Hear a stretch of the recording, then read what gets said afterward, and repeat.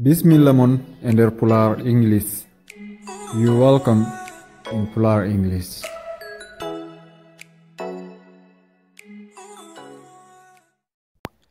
I'm working. I'm working. Bedeligo. She's wearing a hat. She's wearing a hat. Omo ɓorni kufuna. Biɗen she ko debbo. They are playing football. Walla they're playing football. Eɓe petta bal. I'm not watching television. I'm not watching television. Mi yeɓani television. Come. Come. Arde. She's coming here. She's coming here.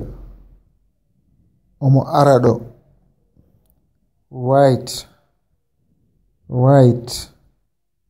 Winded. I'm writing a history.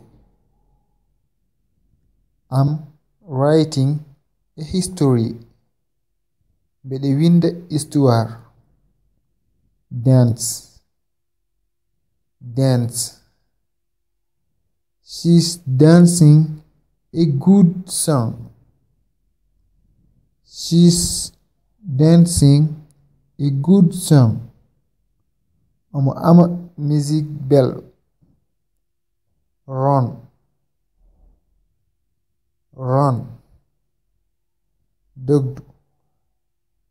You're running on the pitch.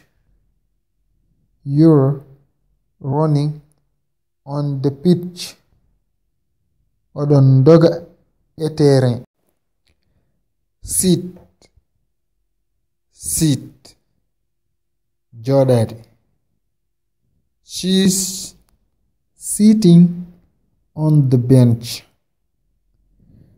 She's sitting on the bench. Omo jodi e bangi. Swim. Swim. Yinade. We're swimming in the pool.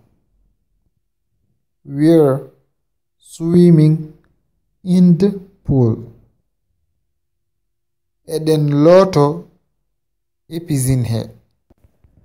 Take. Take.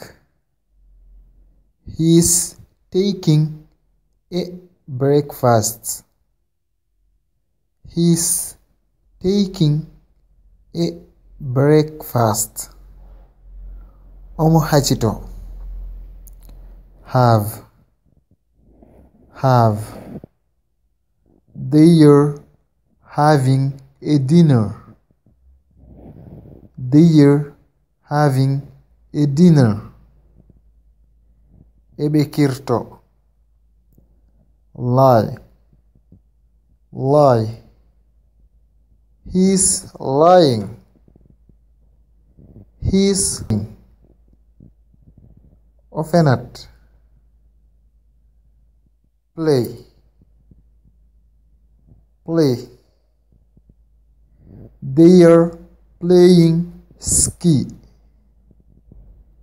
They're playing ski. Ebezua ski. Ski ko jouer mo be ngonata ebezua e nejo. Be ñu jogo ko eno leddi ni e be ndega e neje dum woni ski. Wait. Wait. We're waiting for a bus. We're waiting for a bus. Emin padi bus. Thank you so much for watching, guys. Please share and subscribe, click the like button and comment below if you have any question. See you next time. Bye.